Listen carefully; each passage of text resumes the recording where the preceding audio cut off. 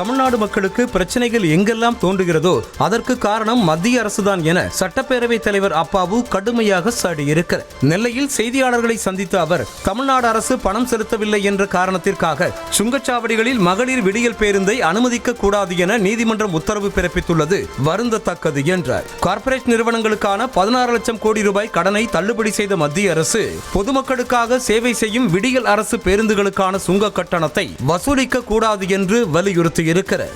16 லட்சம் கோடி ரூபாயை ரத்து செய்கின்ற மாண்புமிகு பாரத பிரதமர் அவர்கள் டோல்கேட்ல மக்களுடைய சேவைக்காக கட்டணமில்லாத பேருந்தை விட்டுருக்க நம்முடைய மாண்புமிகு முதல்வருடைய திட்டத்தை மனதிலே வைத்தாவது இந்த திட்டத்திற்கெல்லாம் கட்டணம் வசூல் பண்ணக்கூடாது, இதெல்லாம் தவிர்க்கணும்னு கூட சொல்லல. இன்னொரு பெரிய குற்றச்சாட்டு இருக்கு. தமிழ்நாட்டில் இருக்கக்கூடிய இந்த டோல் வசூல் பண்ற நம்ம அந்த சாலை இல்ல கட்டணம் வசூலிப்பதெல்லாம் காலம் முடிஞ்ச காலத்துக்கு உள்ளதே 30-40% அப்படி இருக்கு.